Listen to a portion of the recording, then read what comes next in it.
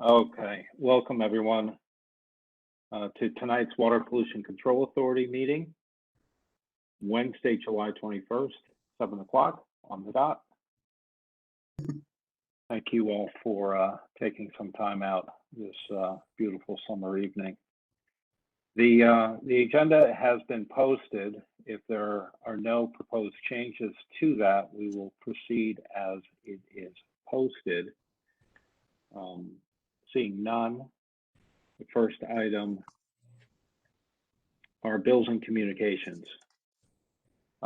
We have two sets of meetings since we did not have a meeting in the latter part of June. And item A is the approval of the May 19th, 2021 regular meeting minutes. Comments or questions on that?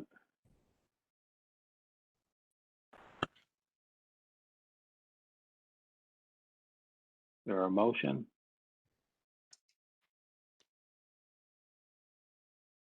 I'll make a motion to approve the May 19th general meeting minutes as currently written. Is there a second? I'll second. Second from Ron. All in favor? Quinn, aye. Quinn is an aye, so that's unanimous. Joe D, thanks for your help on those minutes. Quite extensive. Second item, approval of the June 2nd special meeting minutes.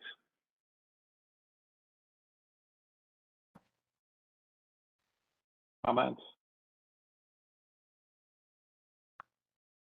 I'll make a motion to accept the June 2nd special meeting minutes.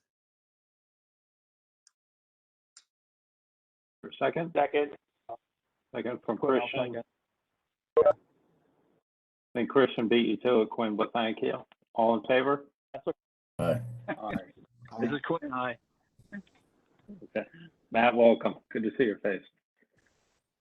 Okay, moving right along to new business.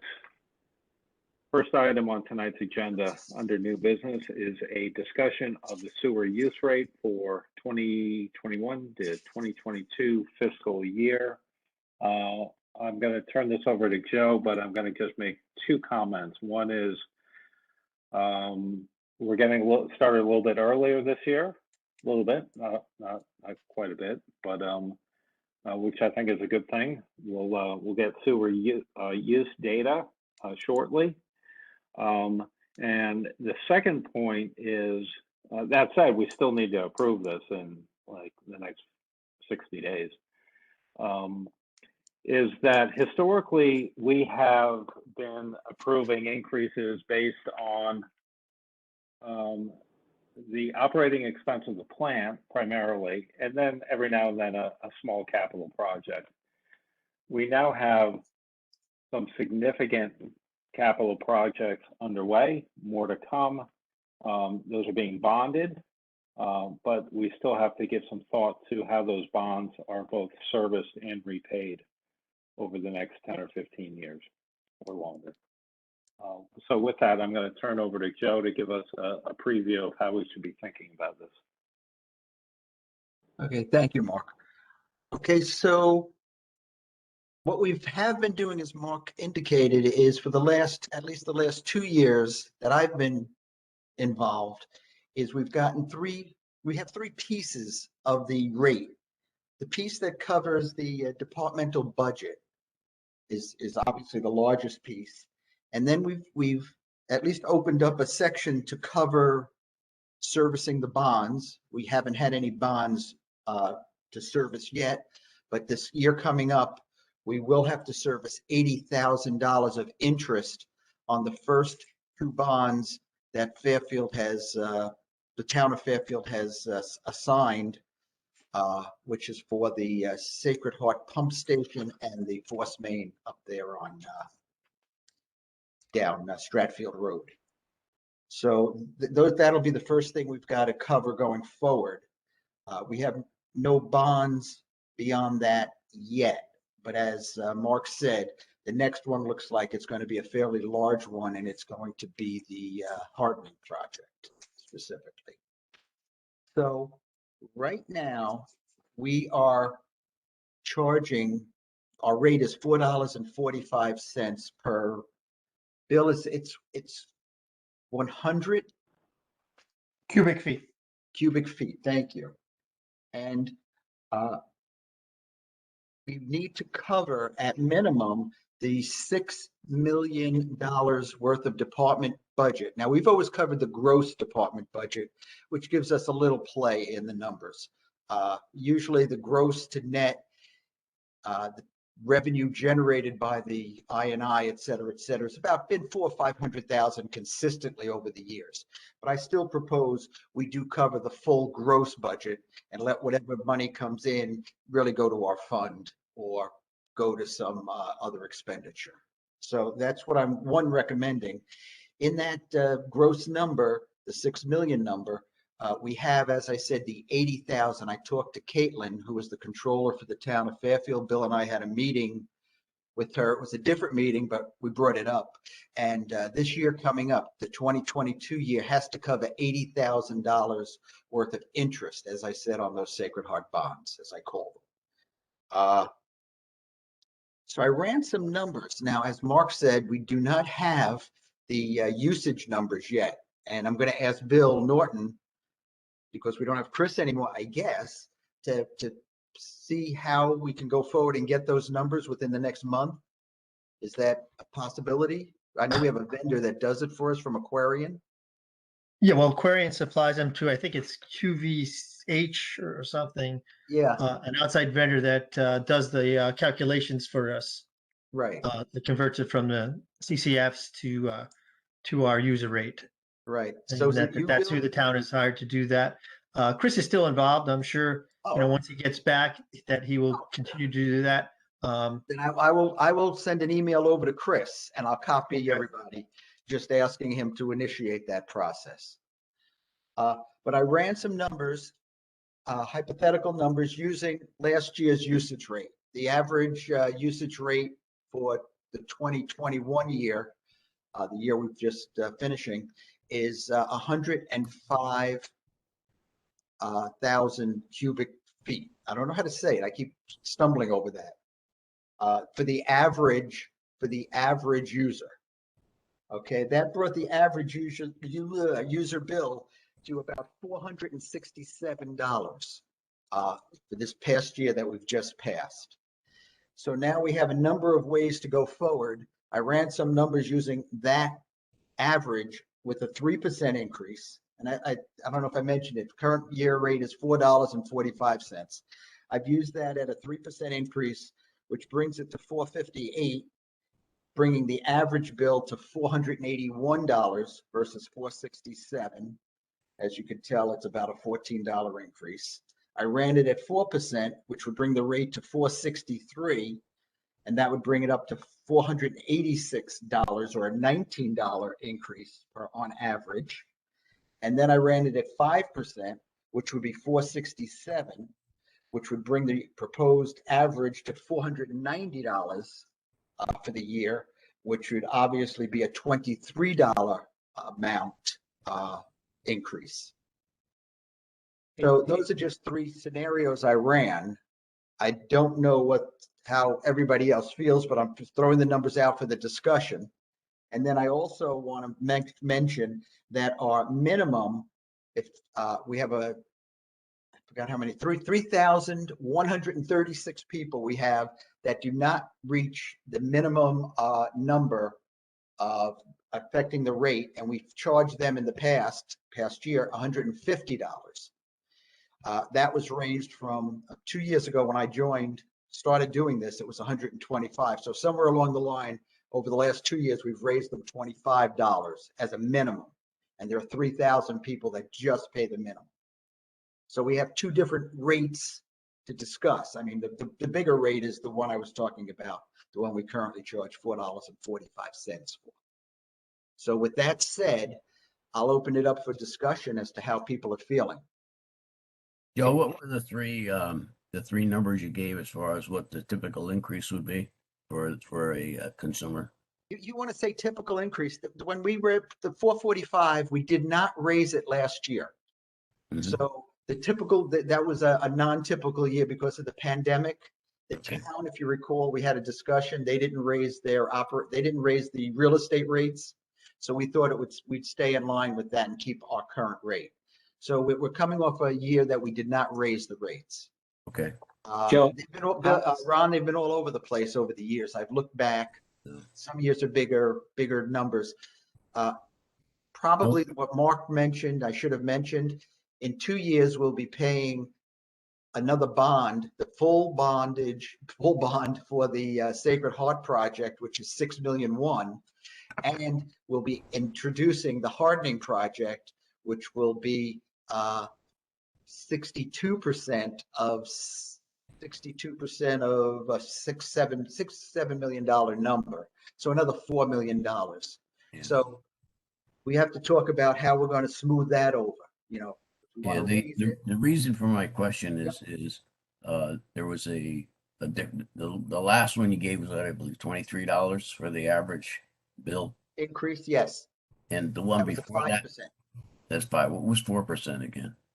4% was 486 to 467, $19. Okay, and one of the 3% things I was would think 14. about this, the difference between 4% and 5% is it's like when you're selling your house. If you want to sell your house for $700,000, $799, you don't say it's 800,000. Okay. This year, what I'm hearing from my neighbors and all around is because of the reassessment, they're going to pay a lot more in real estate taxes to the town. A lot of bitching going about that. Okay.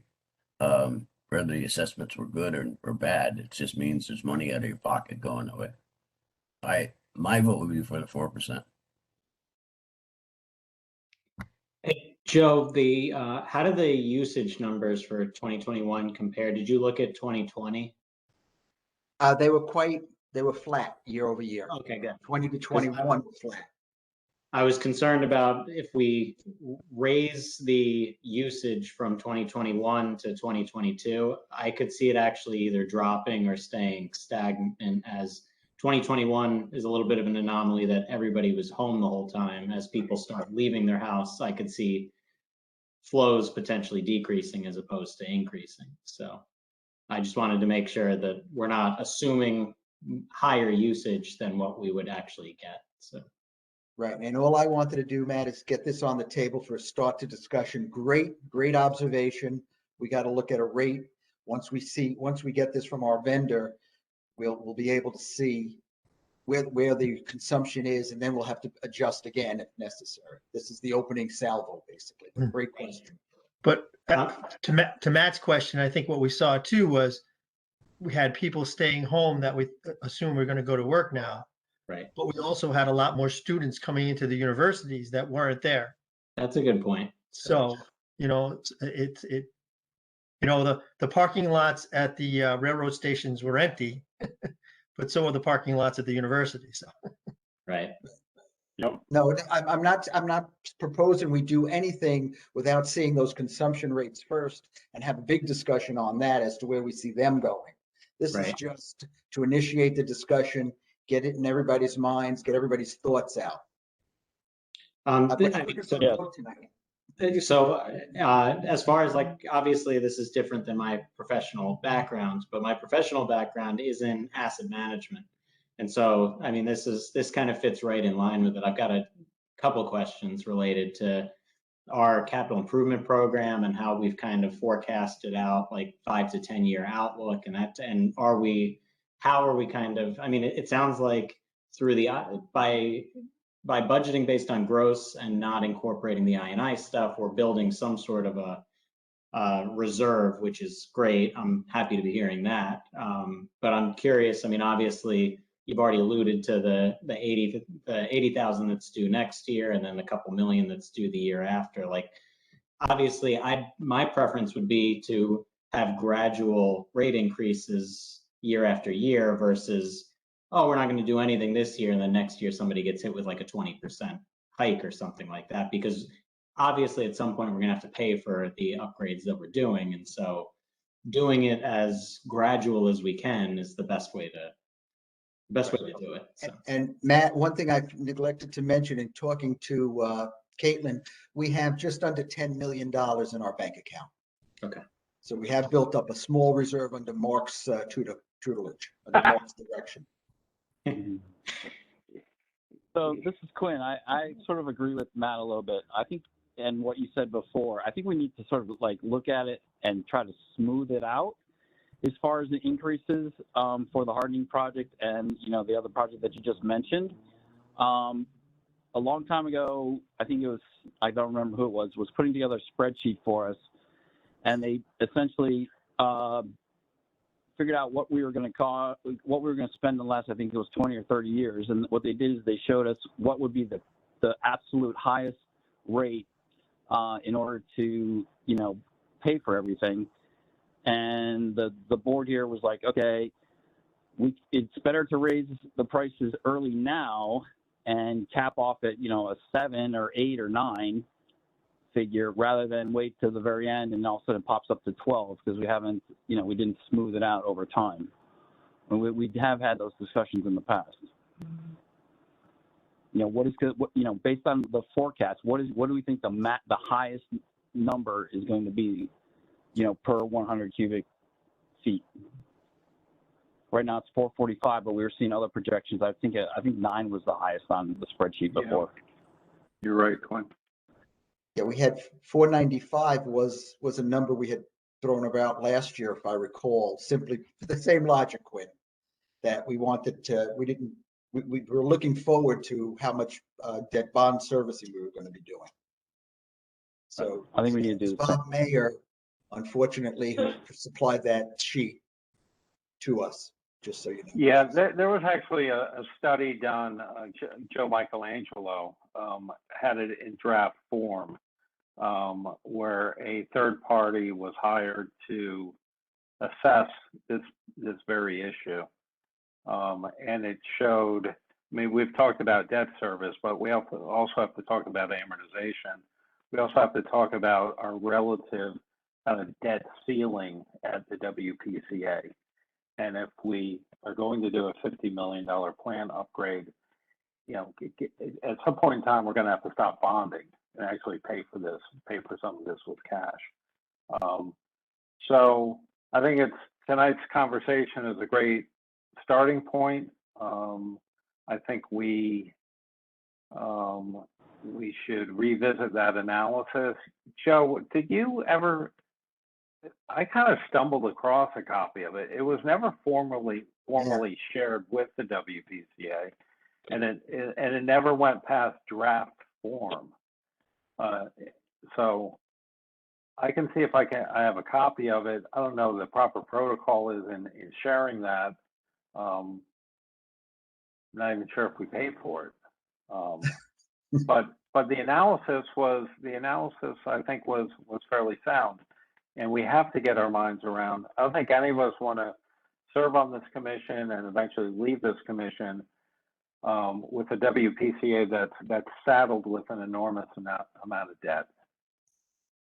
Right. Mark, I had a question at how our current fund balance at $10 million in the 8 or 9 years that I've been on this, that's significantly more than we've ever had.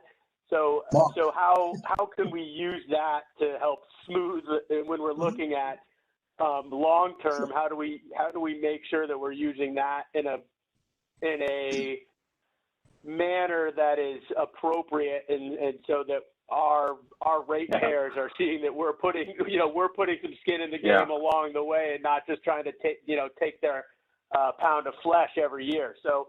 There used to be a conversation in the department about when that fund balance got to be too big and what we needed to do to draw it down so it didn't look like we were hoarding cash.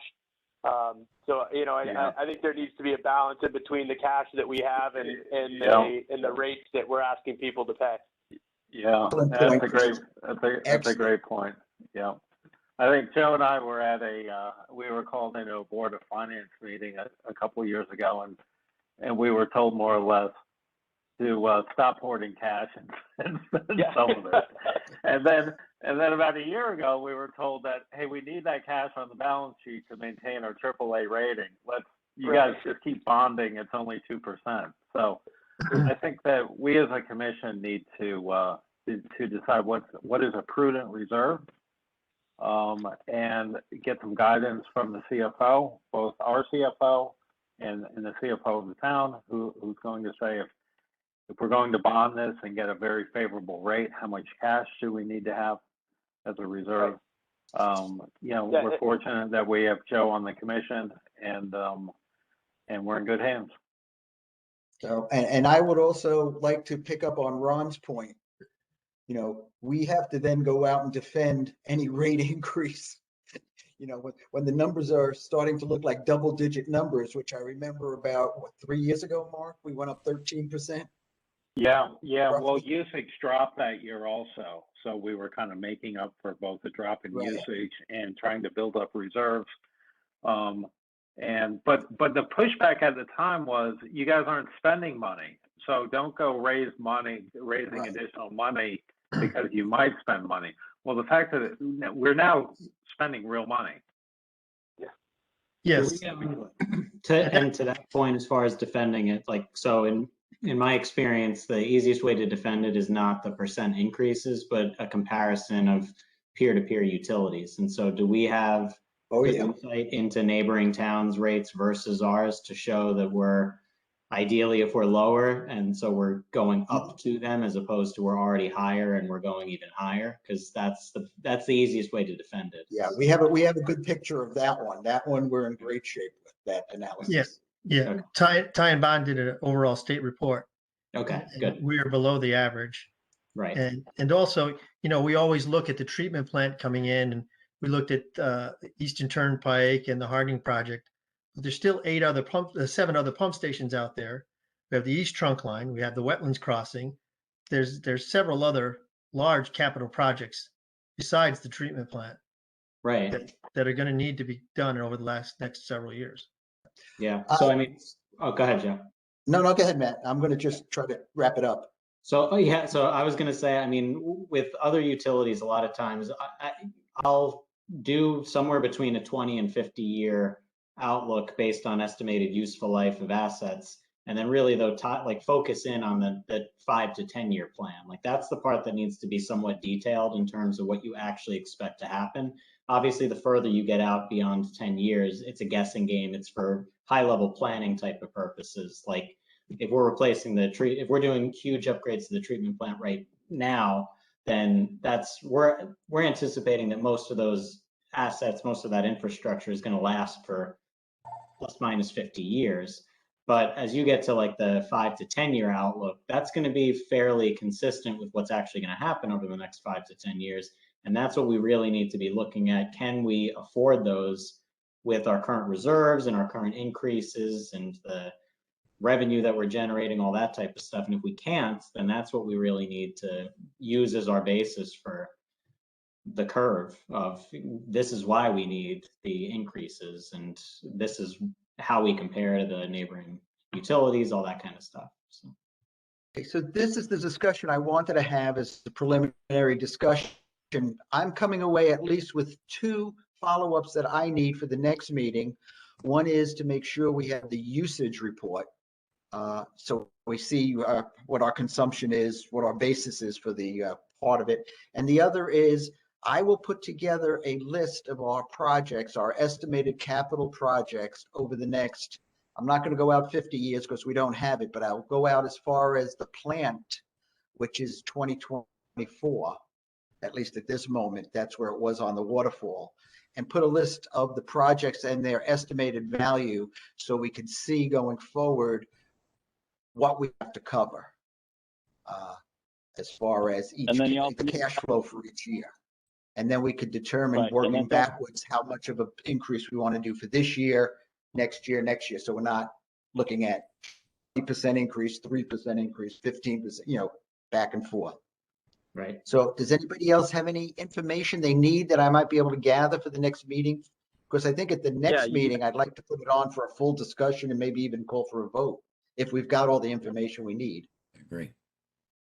So this is Quinn. Can you hear me? Yeah. Loud and clear. Okay. So the other thing that we mentioned is we need to know how much we need to have in reserve in order to keep, you know, the was it AAA bond rating. So that's the other piece of information that we need to know. Therefore, then we can know how much we can spend down of the 10 million with the plan that you're Our putting new together. CFO Jared, his name is, he was at the same meeting with, I was talking about before, where Bill and I were meeting with the town, said that our money wasn't counted in. And that was quite surprising to me. I didn't challenge him on it. He's the new guy. I'm going to go and ask the Board of Finance that question. That's perfect. Caitlin was of the same opinion too, Joe. Yeah, she agreed with him. Yeah. I didn't know whether, so that was a surprise to me. I thought all the money got Give you some thrown into moot points. the pot and point to it.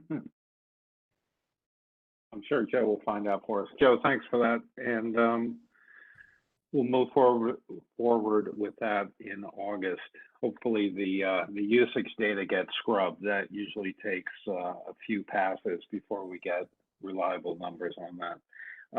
Moving on to our next item, to hear, consider, and One act last point on upon. that, if I could, it's more, I think, probably for Bill and Chris, but the only other thing that we would need to consider as far as the reserve is, I guess, for like an emergency response kind of fund for, I don't know what you guys have historically had in terms of unexpected things, force main breaks, that sort of stuff that obviously they're not budgeted for. They're just things that you have to respond to.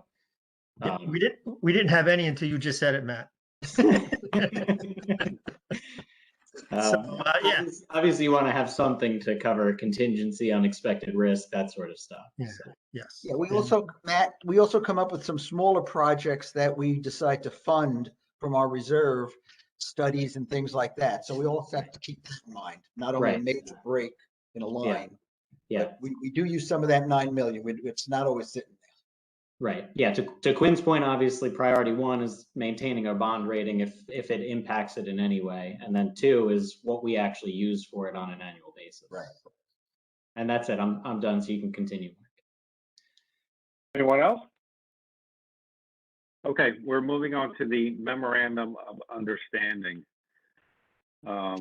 which is kind of a bit after the fact, as if you've read the document, a number of constituents have acted on this 68-32 split on the hardening project. I believe we had a brief discussion, or I gave a brief update on this back in our May 19th meeting. It's in front of us for formal approval so that Joe or someone else can sign this document. Any comments or questions on that? Just so everybody knows, I refuse to sign the document as it's written. Mark is just making a joke of it. Let's have the discussion now. Yeah, comments, questions? Joe, why don't you tell us what your thoughts are on it? Okay, I got tired of this. Nobody could tell us where the 6238 came from. It was 50-50 back when the project started, but I'm past that. I'm okay with the 6238, which is what the memo of understanding does indicate.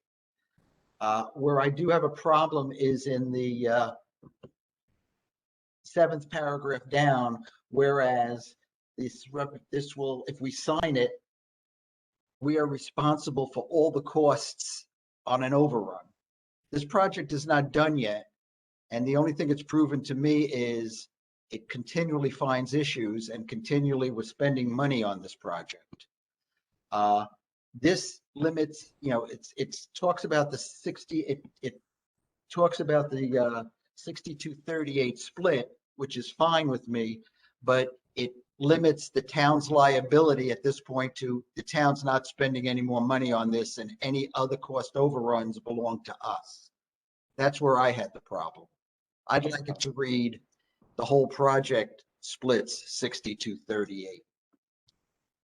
And I guess my view is when we say the town is in round numbers 70% of these ratepayers. So for every, in my mind, for every $1 million, again using a 70-30 split, 700,000 is borne directly by the sewer by the sewer users, and then 300 goes to the town. But within that town body is 70% of the sewer users. So they, through that side, pick up 210,000, leaving those of us who don't have sewers paying about 90,000 or about 9%. So my view is we can kind of, we can have this kerfuffle, or we can just recognize that the WPCA ratepayers and the town are largely one and the same. So that's from an economic perspective. Joe, is your thought that we want more accountability from the town, or is it purely economic? No, it's purely the decision that was The overrun. made and agreed to, that it was going to be a 62-38 split for the entire project. Yeah. You know, I don't, you know, where the funds come from, the taxpayers or the ratepayers, you know, it's mechanical. It's a mathematical, as you pointed out, it's a mathematical equation.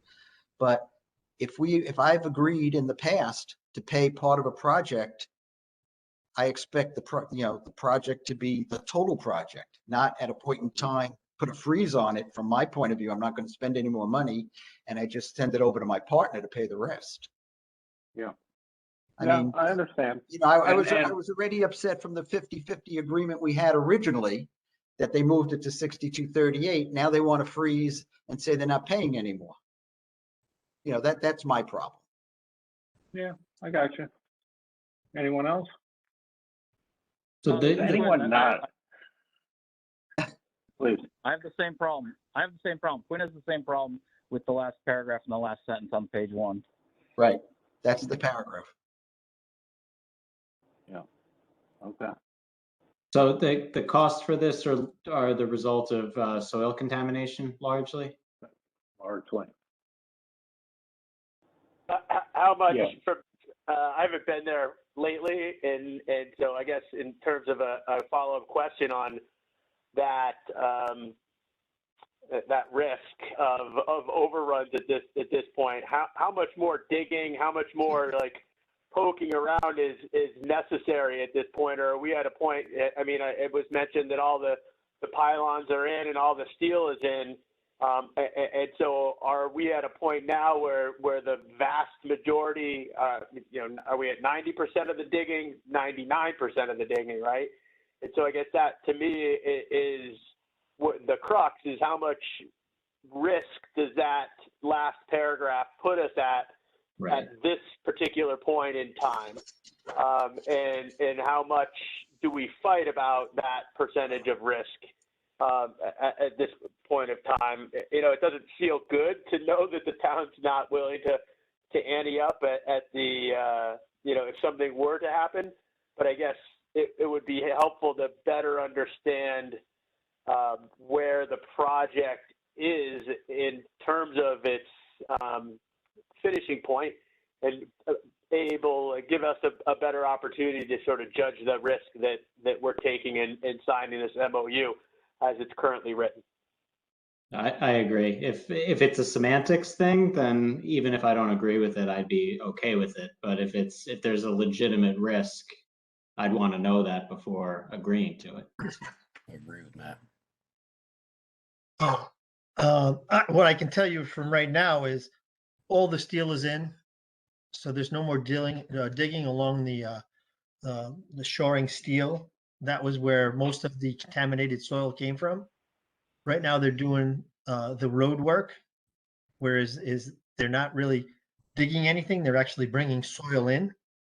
Mm-hmm. So the risk factor I would love to say is very minimal, but everything with this project started out as minimal.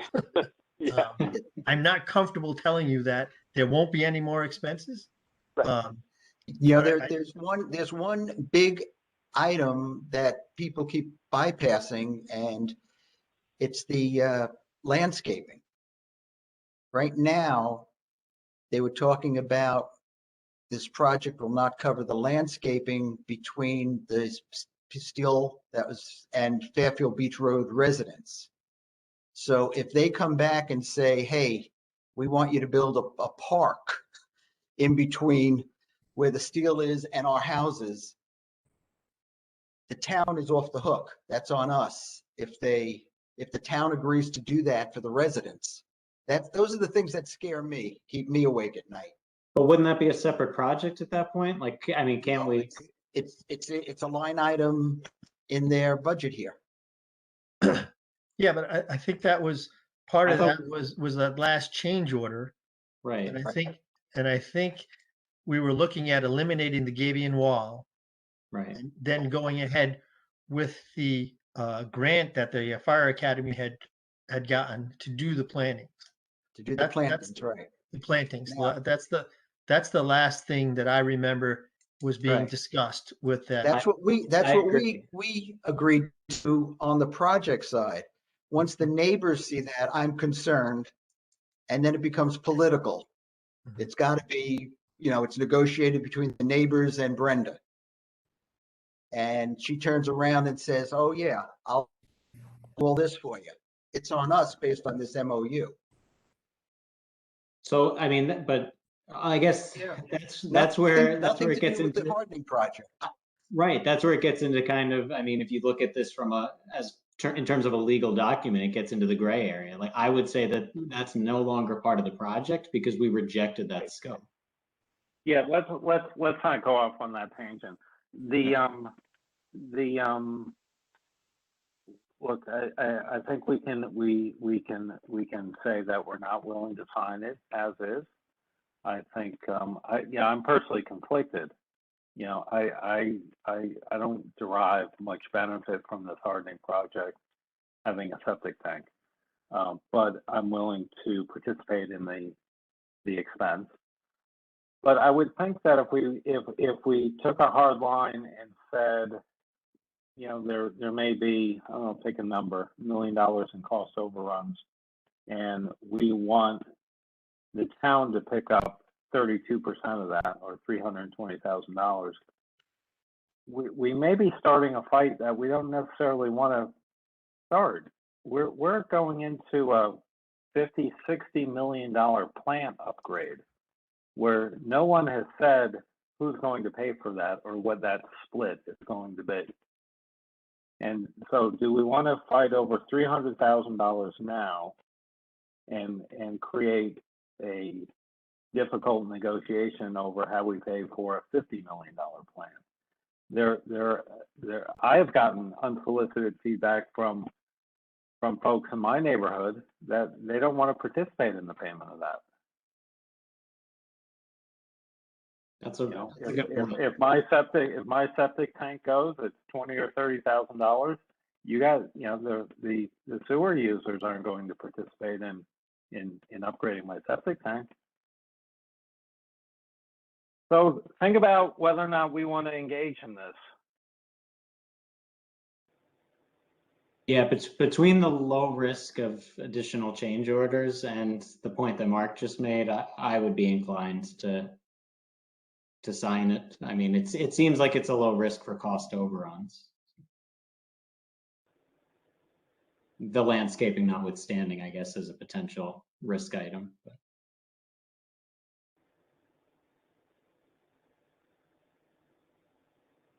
I tend to agree with Matt. I think that if your risk is low for change orders, something comes along, you just have to bite the bullet. Right. Yeah, I think someone could also say that the prime beneficiary of this very expensive project is the facility. There's some tangent, small benefit to the dog pound and the fire thing, but this is really to protect Bill's facility. And we probably should have done some soil testing before we started this project. Oh, it's the other way, Mark. We were going to do an earthen berm, which was going to be using that dirt we had. Imagine what a disaster that would have been. They can Oh, put we it can't. down, yeah. Oh, wow. Good point, Joe. Yeah, so I'm kind of, I can kind of go either way on this. Yeah, So I we need a kinda motion feel and then we're it's gonna my vote on it, job I to just- assume. We need a motion. Yeah, I'll make a motion to say, we should sign the document as stated. Move on. I'll second. in favor? Aye. Quinn, where are you on that? I'll give it an aye. Reluctant aye. Aye. Reluctant aye from Quinn, and Joe, you're a no, correct? No, No, You're not. I'm a yes. I'm a yes. So I'm an aye. Okay. Okay, I mean, we've been so screwed could on we this make project another since the very motion at this point? And I'm gonna make a motion that we're authorizing our chairman to sign the MOU. yeah, that's a good point, Joe. Is there a second on that? Second by Christian. All in favor? Aye. This is That's Quinn, a- aye. You can't vote. Wait, what did he say? My Did he say motion, why not can't I sign it vote or aye? sign it? Did he say not sign it or sign it? No, just sign it, Sign it. just sign it, yeah. I can certainly vote with you Yeah. guys to sign it. Joe, yes, I know. Joe's going thumbs up on that. Okay, let's keep going. Item C, to hear, consider, and act on a request by the Country Club of Fairfield to release the remaining bond for the Force Main project. Bill, what do we have here? You comfortable with this? Yes, I discussed it with Chris. They've met all of their obligations. The trench is fine.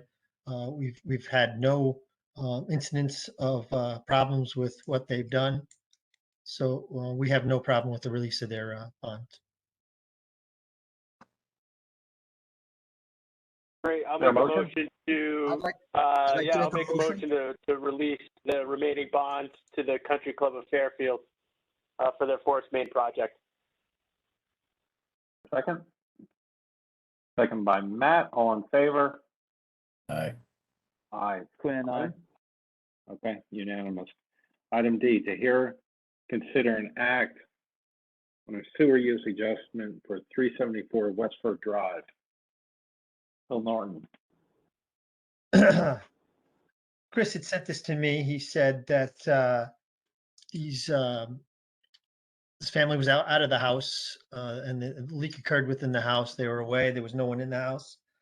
They petitioned to Aquarian to get the water usage reduced based on a leak. I don't recall what type of leak it was, whether it was a running toilet or a broken pipe or something. But it was a fairly high number, and Aquarian usually doesn't give such a relief on this, but they gave quite a bit. And based on what they did, it would bring their sewer use down below the minimum usage anyway. And I do know what Joe had emailed out stating that it wasn't even within the 5-month period that we calculated. But, Right. but even if we calculated within the 5 months, they're still on a minimum charge. So I don't know how it affects them either way, to tell you the truth. So did the office make the adjustment? I Do you think know? they're waiting for us because it was over $1,000. Okay.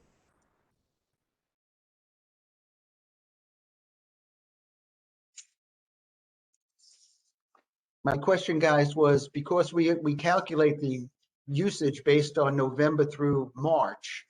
If a leak happens in any other month, it doesn't affect how we calculate their usage. But Bill is saying they're on minimum usage, so it doesn't matter in this case.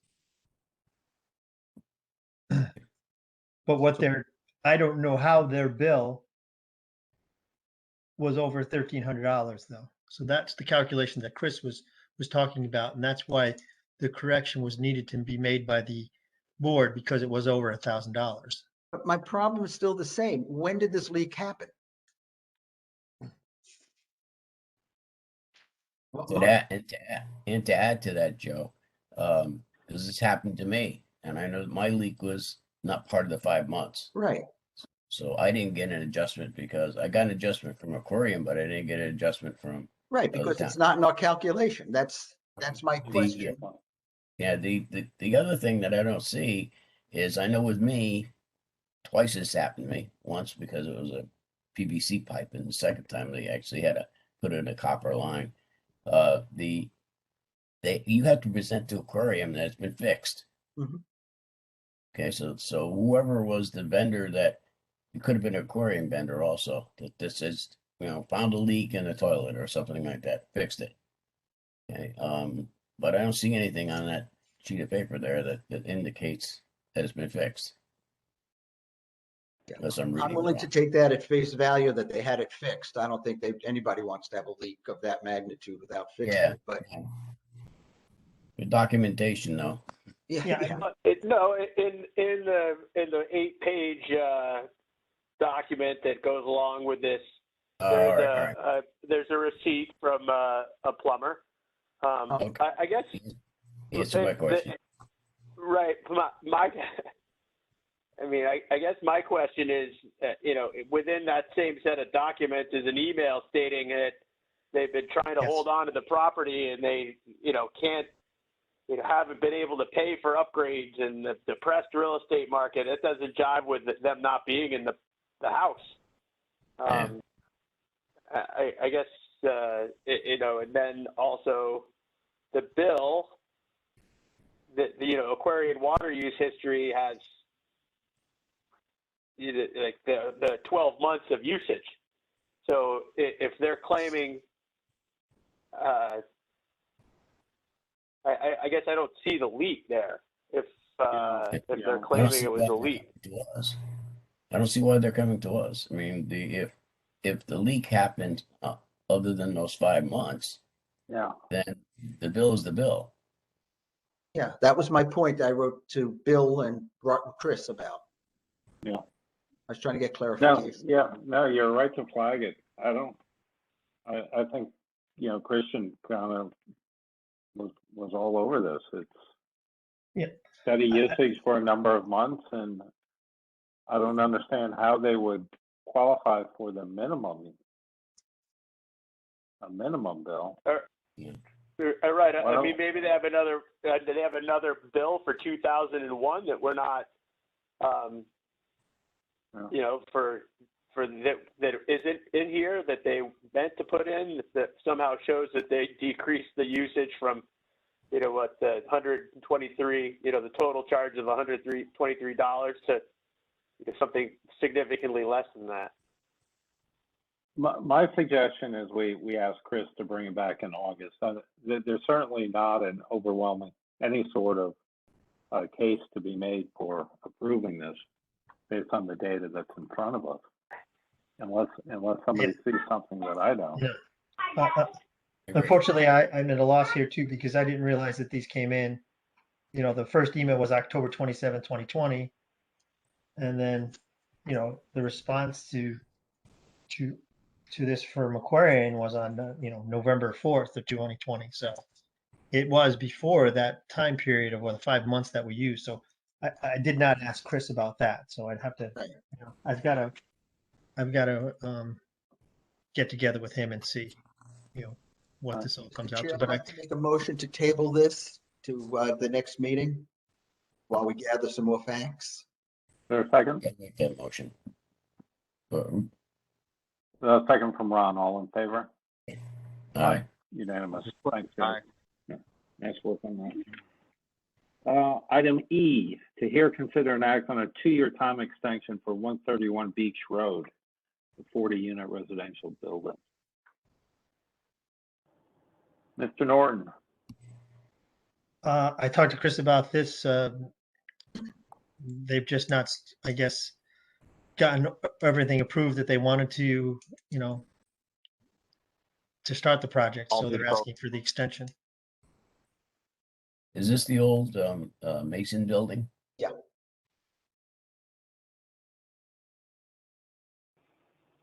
But So this is, we I were, guess, this is a request that I guess, as Joe knows very well, that whenever we do one of these, we always allude to the fact that they have 2 years to do the project. If not, they have to come back to the board and ask for an extension. So they'll be subject to our new INIC.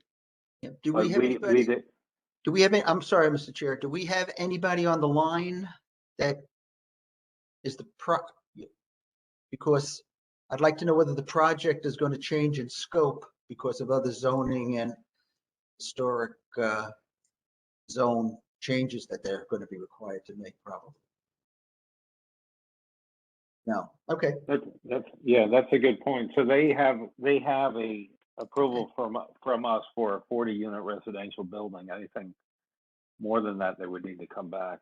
I'll make the motion. Please. I'd like to make a motion to extend the approval for the 40 residential units proposed at 131 Beach Road to connect to the Fairfield sewer system. This project will be extended for an additional 2-year period until November 2023 on the following conditions. The project remains within the scope of the original presentation, and all fees doable will be at the existing rate at the time the permits are issued. I'll second that. Second from Ron, all in favor? From Quinn. I'll abstain because I haven't seen the plans or anything. So, and it's accepted anyway, so. Okay. Agenda item 4, old business. Sub-item, or first item 4A, to hear, consider, and act upon the proposed fog ordinance. This is the ordinance that just keeps coming back.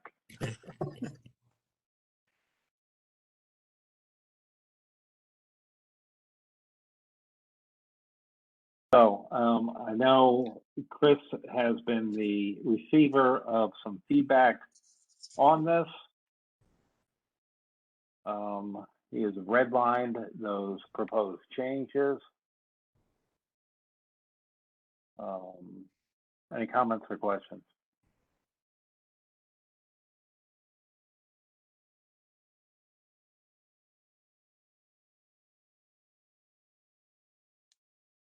Is there a motion? I'll make a motion to accept the fog ordinance.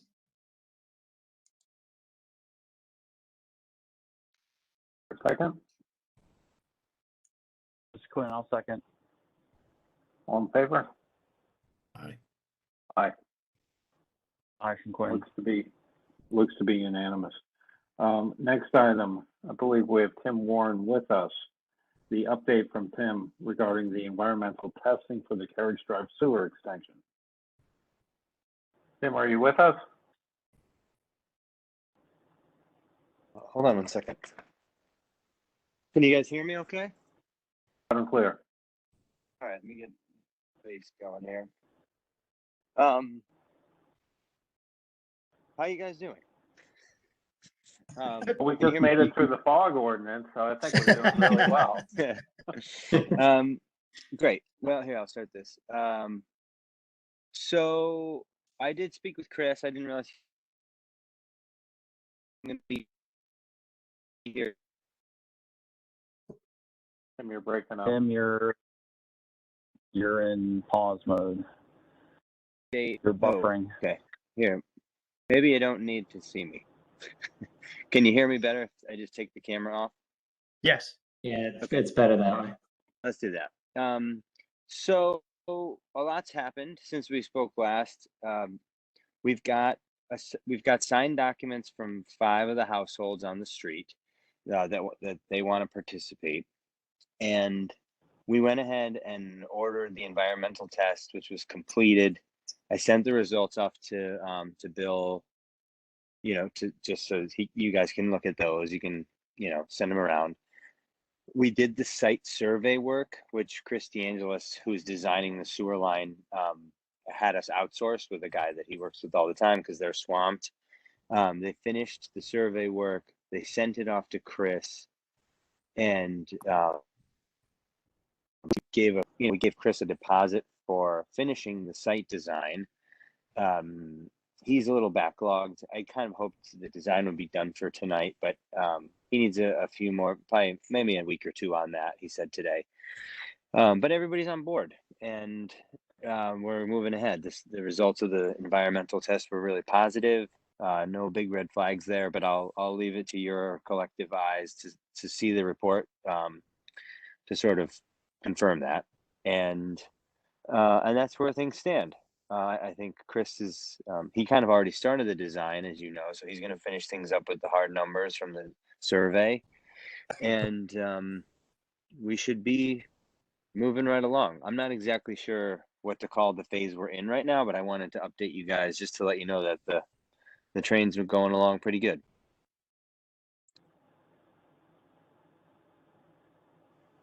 I have a question, but it's mostly curiosity. It might not even be worth asking yet, but I do have one question. But if you guys have any questions, you can fire away. Tim, this is Joe. Just one quick question. The sixth homeowner, he's aware of this project? Very much so. His name's Okay. Eli.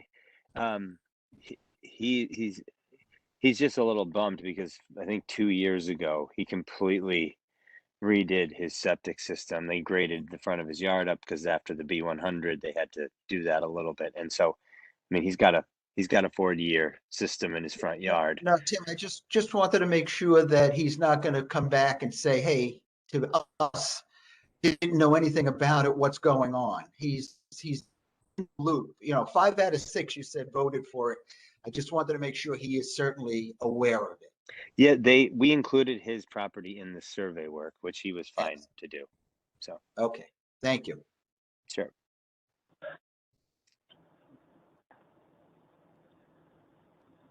I guess I'll just ask my question and you guys can move on. Thanks again for the time. I know we've been doing this a long time. So assuming we get the design to Chris and there's a process there of submitting to you guys for approval and things like that, there's just general curiosity on the street about timeframes and just what we should kind of set in our mind as what's realistic for a time frame to completion for something like this, if it gets there. And I was also curious what the process will be like to get approval for the paving, the town paying their portion of the paving.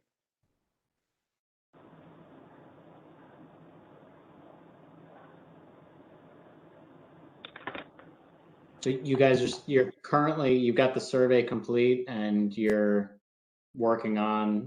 engineer is working on finishing the design documents? Right. Okay. How much longer do you think he's got before he's done with the design documents? He texted me today or emailed me, I think a week or two, probably 2 weeks. Okay. And so from there, I mean, I guess I need a little refresher on the process. Since it's being partially paid with city funding, it's got to go through public procurement. So Bill and Chris, are you guys, well, obviously Chris isn't here, but Bill, you guys review, or how does that work in terms of the design for, I'm assuming they need city or town permit, right? Yeah, still need town permits, and as with any project, we'll have to go through the boards to get it approved once we figure out, a amount that's So going to be needed to pay for. Publicly advertise the construction, and then what is that, like 30 days, 15 days, and then? I think if it's just town funds, I think it's 10 days. Oh, 10, okay. So then 10 days, the following meeting, I guess we would approve the low bid theoretically, or I mean, whoever I guess we're proposing to award. So I guess if the project is done before our next meeting, if it's done and advertised before the next meeting, we could theoretically approve it by the end of August, which I'm just thinking, I mean, to answer Tim's question, if it doesn't get done, if construction doesn't start before like October, it's probably not happening till spring. That makes sense. I mean, so I guess my if I'm trying to row the boat, so to speak, I would, once Chris is done, I should maybe reach out to somebody about the process of getting the bid out there for folks, because if we need another 10 days to gather responses from that bid. Is that something I do, or is that something, who do I go to make that happen? So I can be proactive without, overstepping, I think if we're all in agreement on the project, the scope of the construction and everything, I think we put it together. And since town funds are going to be utilized, the town will publicly bid it. Can I do that before the next meeting if the design is done, or do I have to wait for that next meeting? I don't know. I would leave that up to Mark and Joe and the board, whether they want to see I think, before it's put out the bid. yeah, or not. Tim, I think, let me say a couple things. I think realistically, a review of the work that's been done, you mentioned the soil testing. I think that someone needs to review that, given what we've learned as a town body over the last couple of years. The depth of this pipe needs to be ascertained, and all that's going to take a bit of time. I should also mention that Chris Rogers is transferring out of the WPCA, and he's got quite a bit of historical knowledge of this project. So it would behoove us to try to move this along as quickly as possible over the next few weeks, while we still have Chris kind of at the helm. So I don't know if that helps. It certainly doesn't give you an answer in terms of the timeline, because I don't think any of us on this call tonight know what the timeline is. But this is kind of uncharted territory for us. We've never done it before. I think it's great to get an update, and I'm personally pretty inspired by the amount of work that you've been able to get done in such a short period of time. But I don't think we can give you an answer on the timeline. And then relative to the paving, that's really out of our oversight. I think that we need to figure out who to have a conversation with on that in the Department of Public Works on how that road gets repaved and how it slots into the paving program. I think right now the Department of Public Works uses Burns Construction to do the paving of roads. Okay. So, oh, sorry, go ahead. I think, Bill, don't they have a contract with Burns Construction? I know they go by the state bid list, so I don't know if that allows them to use more than one vendor based on the vendor's availability, because as you could tell, Burns is all over our town. Yeah. And I'm sure he's all over a lot of towns. So depending, especially now, it's paving season. So depending on when this project happens, is, as we said, if we get it to construction before, October, it's not a large construction project, but also, you want to get in and get out, because, you're looking at these asphalt plants closing at the end of November, beginning of December. So if you're looking at paving a road and getting a project done, you want it done in that time span, because you don't want to leave it, hot patched over the winter, because, snow and ice and things of that nature is just going to create havoc over the winter for the town crews to just keep preparing that or patching that. Yeah.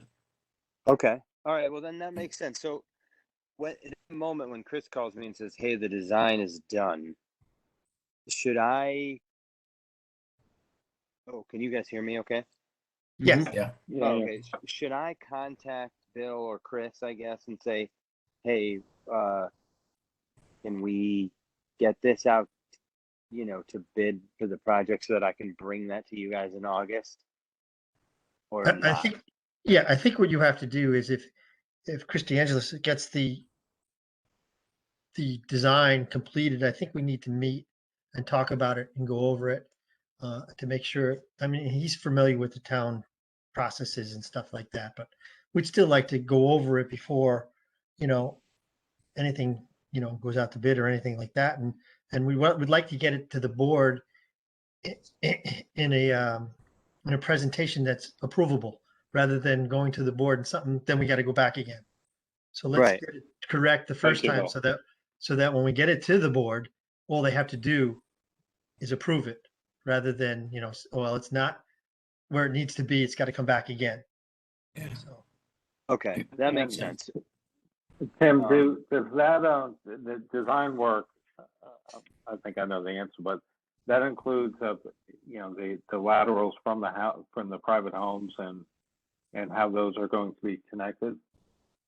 yeah, I'll confirm that with Chris, but they took elevations from each one of the houses as part of the survey to that end.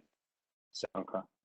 but I'll confirm that. That's a good question, and I've never Yeah. done this before. So, no, yeah, we want to make sure that we don't want to put a line in the street and then none of the houses can hook up to it. So, right, right. Okay, well then I think I understand, and I just don't want to miss an opportunity to be proactive before the next meeting. But it sounds like once the design is done, Chris they can kind of circulate the information and maybe prepare us for a formal application or presentation process at the next meeting. And if we're just not ready, then we just won't be ready. But we can know that before the meeting, so that's good. Okay. Yeah. All right, great. Well, I really All right. appreciate it, guys. Yeah, sure. Joe, do you got a question? I do have one Yeah, more yeah. question. I'm sorry. It goes to our chairman. Does this have to come back to us for approval if we are okay with the town engineers? I don't see why.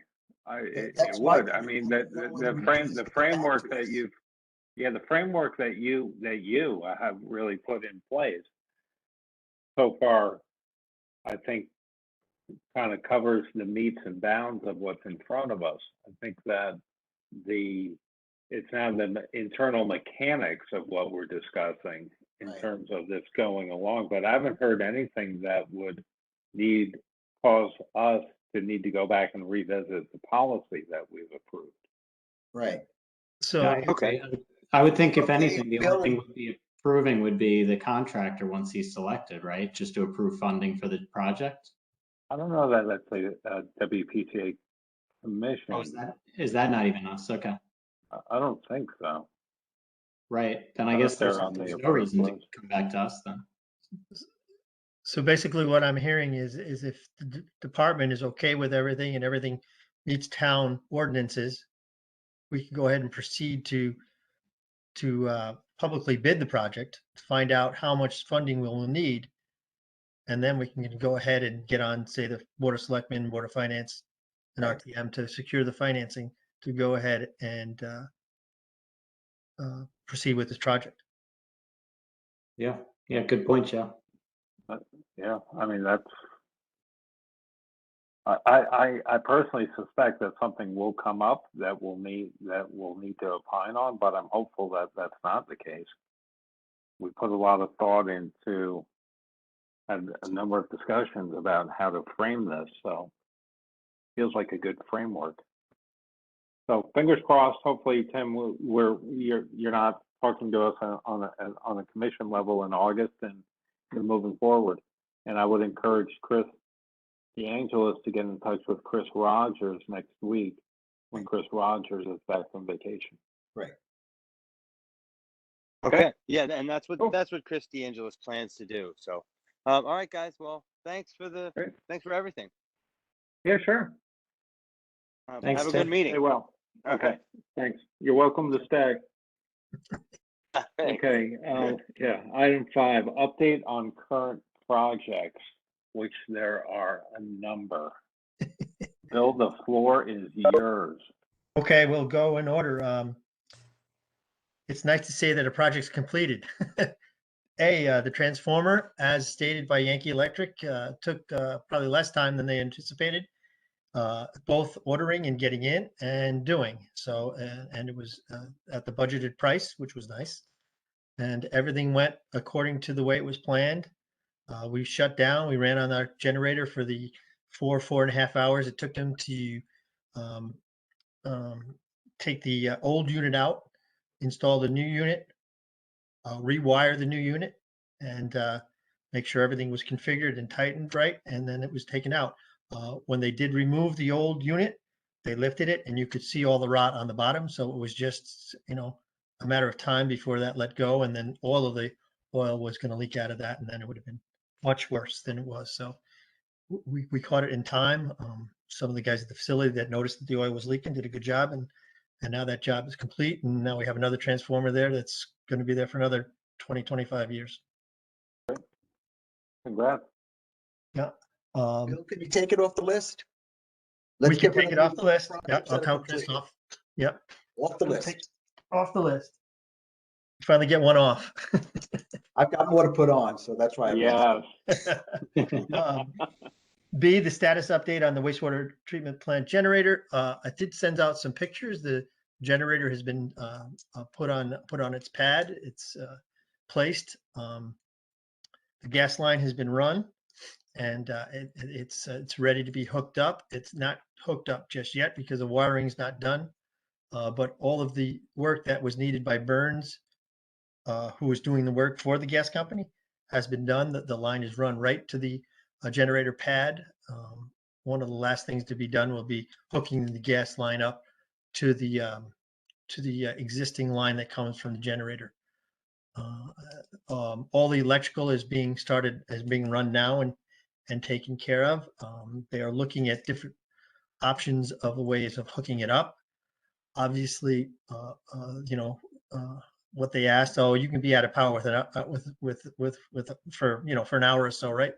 We said we can't be out of power for a minute, never mind an hour. So they have to, they're trying to figure out and configure a way to do it without a power interruption. Maybe we have to power one piece of equipment at a time with a standby generator. We're looking at all options right now. At least the contractor is. He hasn't approached us with a final plan yet, but he's trying to get that plan in place, and we're moving along with that. So that's the last bullet was wiring being figured out by the contractor. Moving on to C, the status update of the water pollution control plant hardening project. As I stated, the last piece of steel went in about a week and a half ago. It was a pretty monumental piece. They brought the two walls together back behind where the generator is located. And what they had to do was go over our two incoming west interceptors. So that was kind of scary because they had located one. We knew exactly where it was, but they could not locate the other one. So what we did to secure if anything happened was we plugged the 27-inch line and bypassed over to the 30-inch line. So because if any of that PCP water came in, we didn't want to contaminate everything coming into the treatment plant. And we put our camera in the line to make sure that didn't happen. We plugged the 27-inch line up above so they could pump into the 30-inch line. And then we plugged the 27-inch line going down the next manhole. And then, so we ran our camera up exactly where they were installing the sheets over our pipe so we could watch in case anything happened. Thank God nothing happened. That was completed. A couple days later, they put the wall in and they were trying to meet the two ends, and as with anything, nothing matched. So they had to do some welding, and they got a piece in place. And I have a video of the last piece being slid down. So it was quite the operation. So now all of that sheeting is on. Helical, the contractor for the sheeting, is offsite now. I think all of his equipment is offsite. So he's as happy as we are that that's completed and they're offsite because they came from New Hampshire every week to do that. Whether it was every week they were doing it or whether we had to stop them or, and start them again, remobilization and all of that. So it was kind of hectic. So that is done.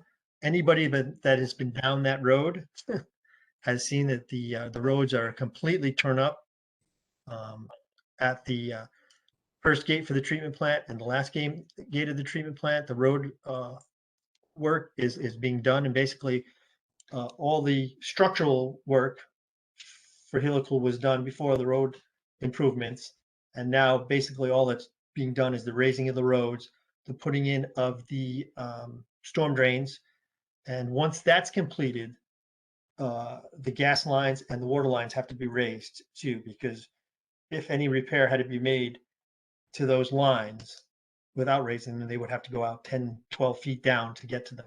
So they're bringing them up as, basically 4 feet under the road now. So they're raising them as once they get to the where the road needs to be for them to raise that. The gas company was there. Burns was there today doing the gas line. The water company has already done some of their work. We also had a call for a meeting last week on how we're going to have to shut down the water at the treatment plant and probably go onto our plant water system for our seals and stuff that potable water is supplying now. So we won't be down, so to speak, at any point for any more than a few minutes of switching over from one water system to the other.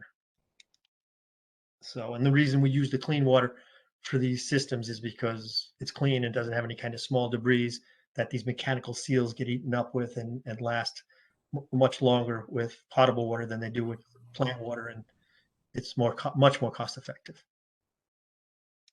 So that's where we are with that project. Eastern Turnpike Pump Station is coming down to the final phases 2. The roof is on, the building's up. The painters were in, so the painting inside the building's all done. The next phase will be for the electricians to come in. I think they start tomorrow. Should be a 3-week process for them to get everything done. They also have to move the existing generator that we've been using over slightly so that they can do some water and gas line work. So that'll be done tomorrow. They'll bring a temporary generator just in case anything happens. But it looks like everything's looking like probably by the end of next month or before that pump station will be online and should be up and running. The electrical takes some time, but we'll see it. If anybody wants to see the old system, which they won't believe what it looks like compared to the new system, let me know. So we expect that to get quite a bit of use with Sacred Heart students coming back onto campus. Correct. We were a little nervous about the usage because the athletes are coming back on August 1st, but all of the flow calculations indicate that we should still be able to handle it with the existing pump station. Okay. Right now, we monitor. I get a statement from Mission Controls that monitors each one of our pump stations every day. Tells us how long the pumps run, how many times they go on and off, how many minutes they run. The Eastern Turnpike pumps have, only one pump runs most of the time. So even if we get some other increase in flows, it means the second pump will probably kick on, once in a while, and still should be able to handle the flow until this pump station is ready. Worst case scenario is we bring in a temporary pump and we got to go into the new force main. Okay. To handle the flows if that occurs. We're not anticipating that, but we do have a plan in case it does happen. Thanks, Bill. Okay. Force main project, the project's completed, just waiting for the pump station to start pumping into them. So that's been completed. The status of the Eastern Turnpike, I believe I didn't get a chance to talk to Time on this today, but I was told that their rig should have been out on on the site starting sampling this week. That was held up in finance for quite a while, so I will double check on that. But they should be moving by the time we should have results, or at least know that they've done all their borings by next month's meeting. Hopefully, we'll have all the results of that and see where we stand on the sections that they sampled. Those 50-foot and 100-foot sections that they sampled along that route. Yeah, we're going to get in a few minutes onto the sewer bypasses. This is the one project that's near and dear to me that we need to get moving on, and to get that infrastructure complete. Okay. Moving on with the status of the Riverside siphon replacement. There's been really no update from Ty and Bond or whether they're going out to bid or when they're going out to bid with that. I know this is near and dear to Joe's heart about the funding for that project and where we stand on what we're obligated to do and where we should continue on this project. Joe, the Mr. floor Chair, is can yours. can I ask for a sense of the body vote on how everybody else feels about the siphon project? Joe, why don't you give us a 30-second minute background on this? Okay, must go back 3-4 years ago, maybe. We had agreed as a commission to fund $400,000 to basically replace the two siphons because conservation had a project that was going to open up that bridge and open up and expose our siphons. We thought we'd piggyback on. In fact, that was a recommendation of the then director of conservation who recommended it to us. So it seemed like a really, really good idea at the time to spend $400,000 to replace the siphons, which did not have to be replaced, but they were going to have it opened and it would have given us some new piping. I mean, that was the intent back then. Yeah. This project at this point has now taken on a life of its own. I'm not even going to tell you where the costs are now, but all of a sudden they're coming back to us, and it almost seems to me like they want us to share the cost of the project. But that's my interpretation. We haven't heard yet what the latest numbers are on the project. So my concern is we went into this without a need. We thought it would be a good idea. However, now we seem to be getting involved in something much larger and much more costly, which is my concern to my ratepayers, our ratepayers. So I'm just trying to get a feel how everybody else feels about it. So Who's what's the they? what's Who's the the they current gonna- condition? Oh, sorry, Ron, go ahead. Who's the they that's coming back to you? They is the project team responsible, which is under the supervision of conservation, town engineers. And they're waiting for Ty and Bond to give them new costs. Yeah. What's the existing condition of the siphon? They're in, It's as still in far good as we shape? could tell, they're in good shape. They're not awful, they're just old. Right. I don't think they've been, I'd have to go back and look. I don't believe they've been TV'd, but I can go back and check. I think originally what was going to happen was they were going to shut it down to one siphon. It's a double barrel siphon. There's two 18 inches. There's no way one 18-inch was going to handle the whole flow. So our suggestion was to put in an additional 18-inch so that we could shut off one at a time. And then they said, well, we're going to have the whole road open, so why don't we replace them with three PVC thick pipes? So now we're talking 100 years where we don't have to worry about it. So, Yeah.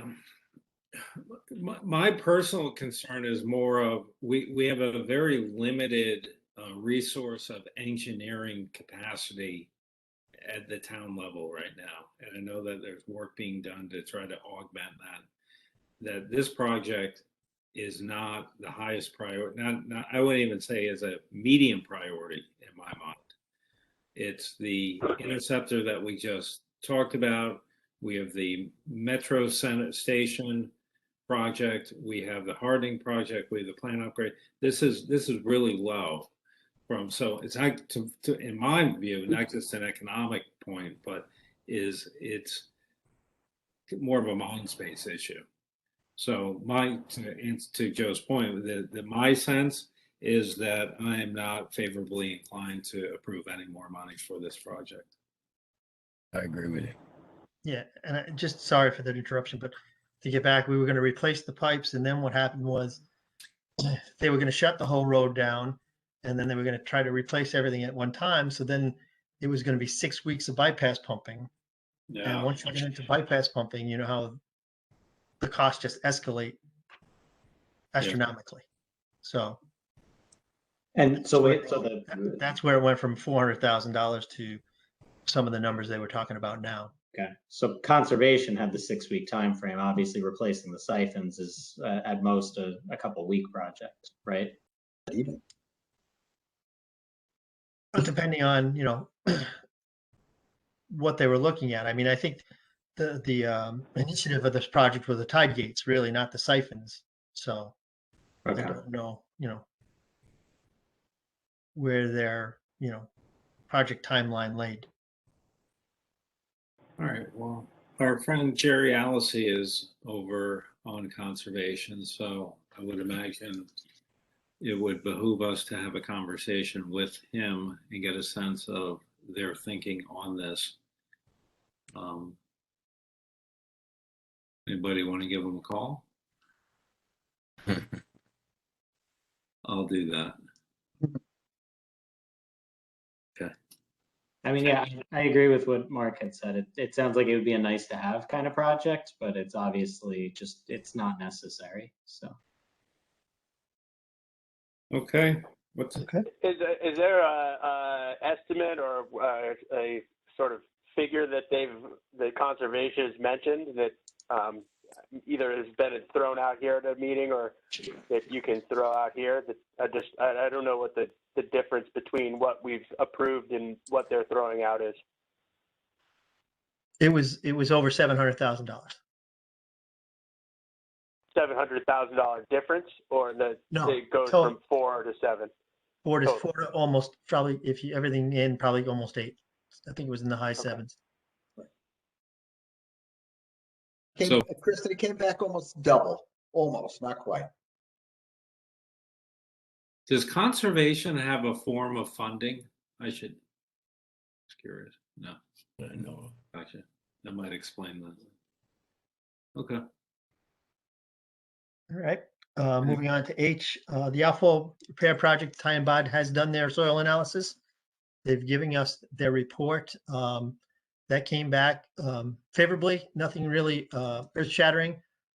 Some pesticides, some high organics. So the soil will not, if the soil is removed from the hole, it has to go back in the hole. Then we won't have any further expense. If we don't get everything back in the hole, we'd have to send it off to be disposed of in a special landfill or treatment facility. So we can go ahead and start looking at moving ahead on That's that project. a bit of good news. All right. So the East Trunk wetlands crossing, we had the pre-construction meeting. The design is starting to take place. They've been out in the field. They've done some survey work. They've asked for a lot of documentation, which is a good sign. They're doing their due diligence and looking at all the different available documentation that is available on that line before they go ahead and do what they need to do on their end to get the design completed. So that project's moving ahead too. The wastewater treatment plant funding, I think we all know we're at a loggerhead for that for right now. I think what we have to do is figure out, basically what the administration wants to do, and then, how they want to fund it, whether it's, what percentage, if there's a percentage, is it's going to be all WPCA, if it's going to be town and WPCA, and where that's going to lie. We also have to come up with a scenario of how we want to go ahead and fund it. Do we want to go through the state revolving fund? Which, under my opinion, would be the best way to go, because then you qualify for grant money. If the town goes on its own, the favorable thing about that is you're able to pick, basically with the equipment you want, the vendor you want, things like that, based on qualifications. If you go under the state, it's the low bid, but they still have to be qualified, and you can eliminate people that you don't believe are qualified. But you have to make a very strong point if you want a particular piece of equipment or things like that, and you have to come up with a good justification for that. So there's pros and cons, but I think the pros to go through the state revolving fund outweigh anything else, especially when you're looking at a 20% grant and the same loan over 20 years at 2%. It adds some more jumps you have to go through as far as getting DEP approval, going to two different peer reviews, usually at 30 and 60%, and then final review by DEP at 90%. But that's just normal business for wastewater treatment facilities that do this on any upgrade project that they have of this magnitude.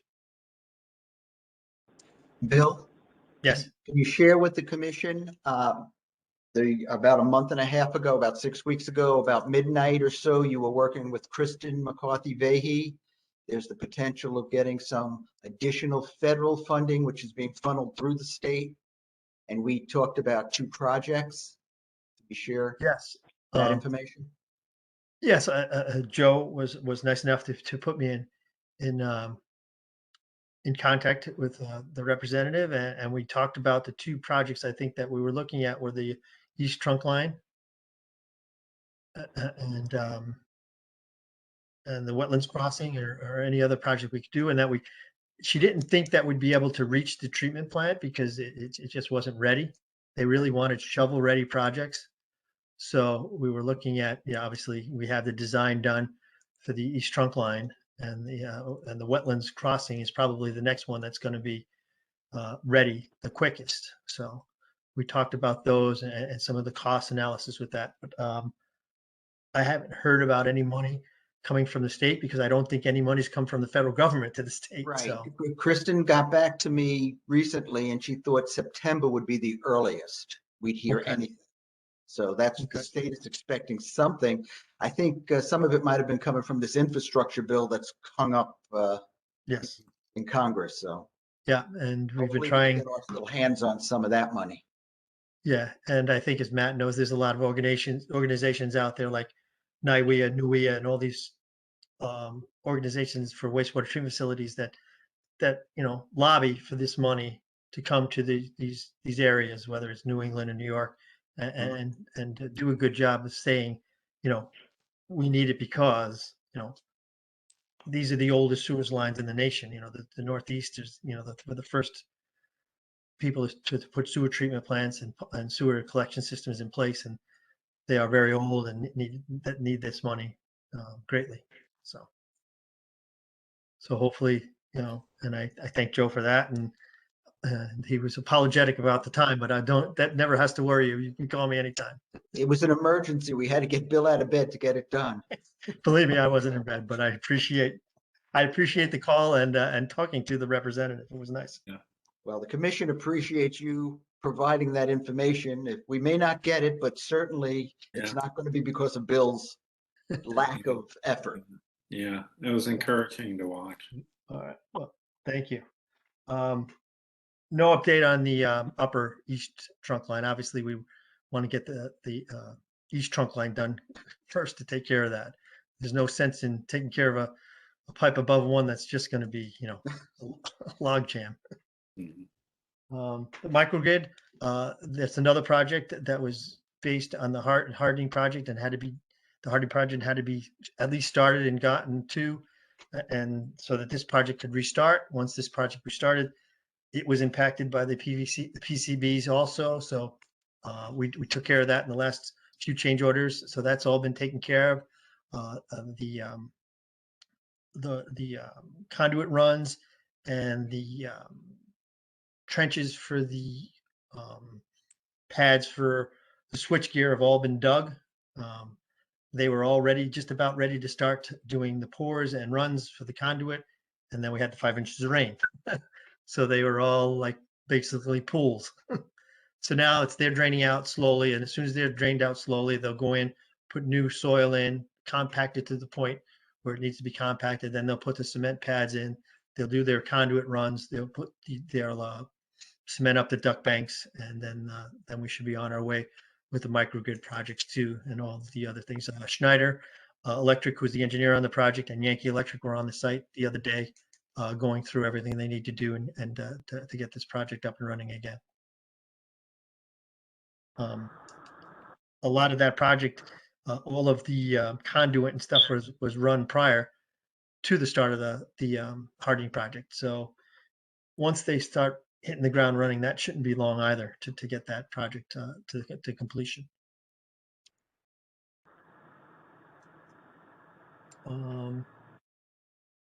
pipe size reduction at the Stratford Road and Woodfield Village into Owen Fish Park has not been, no update on that one.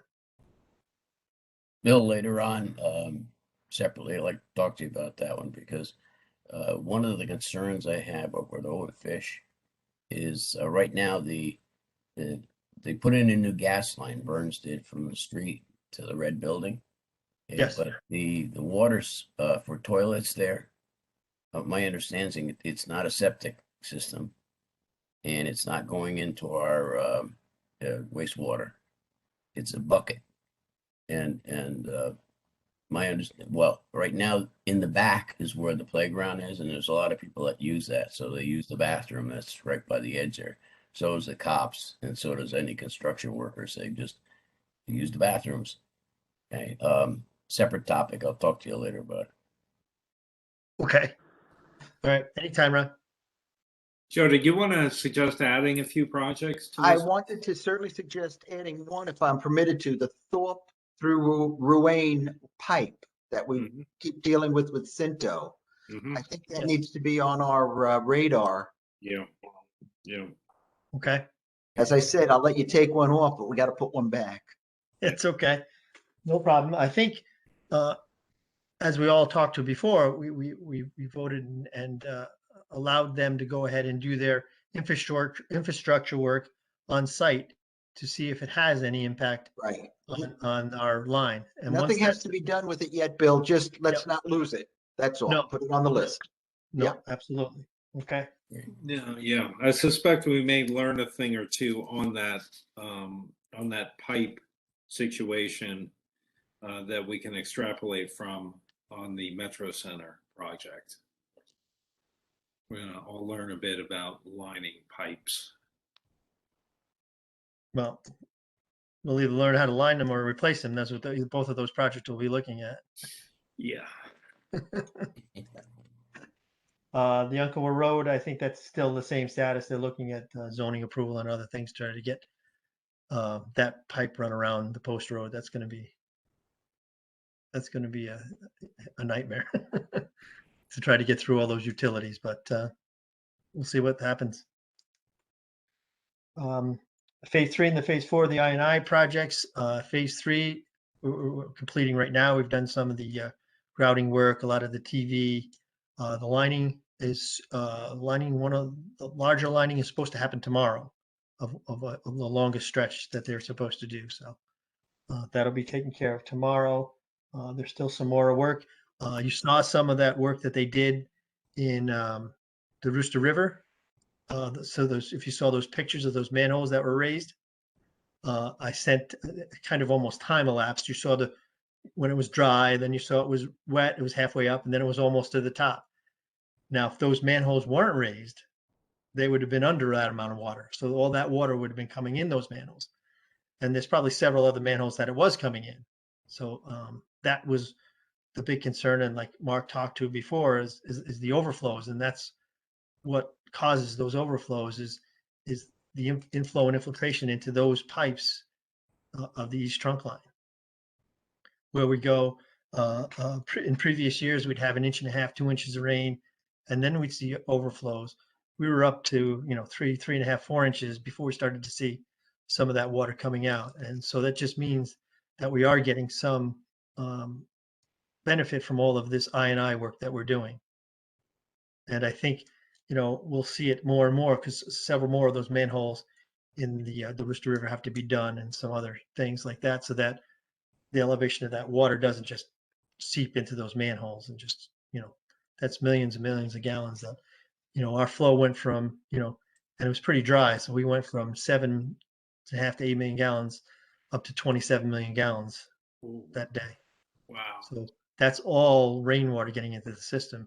We didn't have any other problems at any of the pump stations except for Center Street. So that's going to be another area that we're going to look at for the drainage basin for Center Street to see where I&I is getting it into that system and influencing that system, with water inundation. The only other pump station we had a little problem with was Willow Street, and that's an extremely small pump station. So Bill, do we have watertight gaskets on any low-lying manholes or no? we have almost all of the ones that we have in waterways are watertight. Okay. I As mean, much as we can watertight them. right, yeah, But as you know, you watertight the manhole, whether the ring around it or whether Right. underneath, any of the brickwork or stuff like that. That's where we've done a lot of our work, is lining these manholes. It's unfortunate that you didn't see a picture of that manhole being built with just the brick, and then you can see how it's lined outside and stuff like that. But that's what we do inside the manholes too, to stop the inflow into the cracks and stuff through the bricks of those manholes. Yep. So if we have anything left in phase 4, as far as money goes, we will look at some more of the Center Street.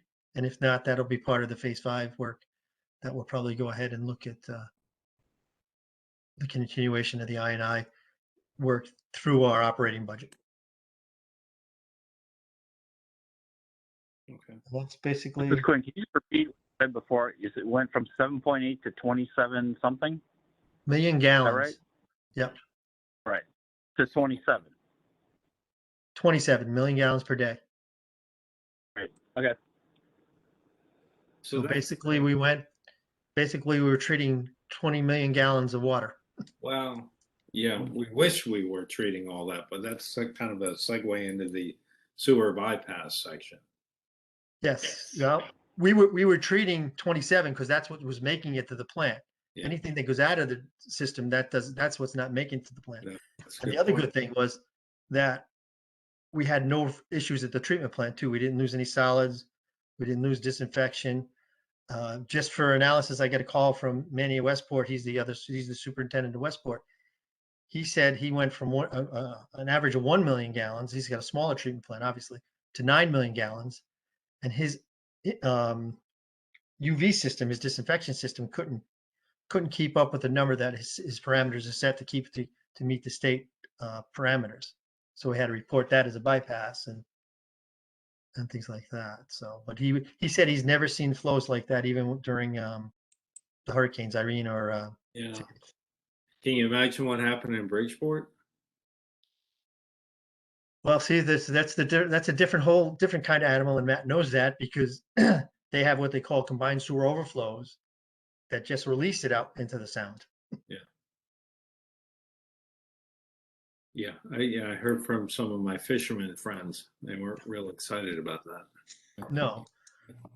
And basically, the Department of Aquaculture, we have to report to when we ever anybody has any of these bypasses, and they shut down the shellfish beds and the fishing beds and everything like that for a couple days. Anything over really an inch or two of rain, even if there aren't sewer overflows, they shut them down just because whatever runs off the street still goes into the storm system, whether it's bird or dog or any kind of excrement from any kind of animal that doesn't use a sewer system, still makes its way to the sound. Bill, what happens in a town that doesn't have a river or a sound as a plan B? Let's say like Danbury. In a situation like that, how do they overflow? Well, they go to a river. Oh, great. They go to a river. I don't know of any plant, maybe Matt does. I don't know of any plant in the Northeast that doesn't go to a tributary, some sort of tributary. It'll either be pumped to an adjacent municipality that is on a body of water, or it's going to a body of water. I mean, it's going to find its way to a body of water, ideally not a creek or something. So hopefully something larger. I see a trend. As you can see from our treatment plant, it's almost every treatment plant around is located in a low-lying area. Right. So the water just gravities or makes its way to that. And that's why we have to do the hardening project, because that's the misfortune of being in a low-lying area. Yeah, there's plenty of swimming pools. And part of that, the hardening project now is we're getting calls for people, other municipalities, trying to find out what we did, how we did it, and wanting to come see it. Yeah. We've had No, calls that's- from that's West Haven, oil. Stratford, Bridgeport. to come and see. So, Yeah. What do you charge by the hour? yes. Yeah. Tell them to test their dirt before they start. That's right. But that's just basically, these sewer bypasses are basically the fact that the sewer lines get inundated with rainwater and they just can't handle it. So they have to find out the easiest way, and the best way to go is through a manhole. And quite honestly, my professional opinion, that's the best thing. You never want to flood somebody's basement Right. with sewage water. I don't care how much rain's in it. So, Okay. So the bypasses were reported. Those were copied in the data room. Was there any ramifications, any feedback, or I would imagine there were a lot of those flying around. oh no, I think there was every municipality probably along the coast that had those issues. I think if I looked at the rain numbers, the coast seemed to get hit the hardest. There was not quite as much rain up in the upper part of Connecticut, up above Hartford, but still, it was an exorbitant amount of rain. In 20 hours, we had over 5 inches of rain. So, all in all, as a wastewater treatment operator, I think our system worked pretty well. The people from Save the Sound or Friends of Connecticut probably won't see it that way. They don't think anybody anywhere should have any bypasses, but until these systems are completely tight and you dig up every street and replace it with every PVC pipe where you can make it tight, which isn't really feasible, that's what we're going to have. And we'll have these kind of environmental groups that are going to push the EPA and the DEP to make sure they're saying, through lawsuits to make sure they're doing their jobs. And they'll come again, they come for, EPA, the state, and then down to the municipalities, and that's how they fund themselves. I would argue it's beyond our scope to control all of it. I mean, some of it's better stormwater management is required to really alleviate all of it. There's only so much I&I reduction you can do in a system, but if you've got local flooding and you've got your sewers in the roads and those roads are flooded, I mean, we're not responsible for controlling the flood that's on the roads. So I commend you, Bill, for your hard work on it. So. Thank you. Okay. And Well, that's basically all I have to report. okay.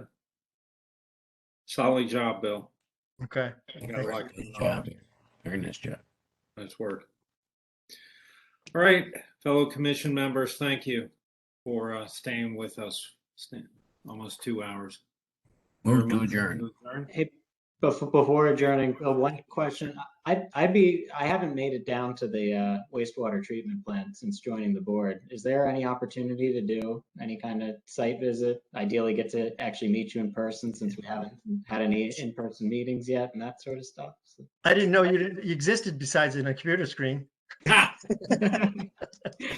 Anytime you can come down. We're fully open now as far as vaccination and stuff, and that's Matt, you might one of want the to wait things- till they pave the road to the treatment center. just get in your 4-wheel drive. But and that's the other thing Chris was working on too. He was trying to get this meeting in person, but from what we were told, the rooms aren't quite ready.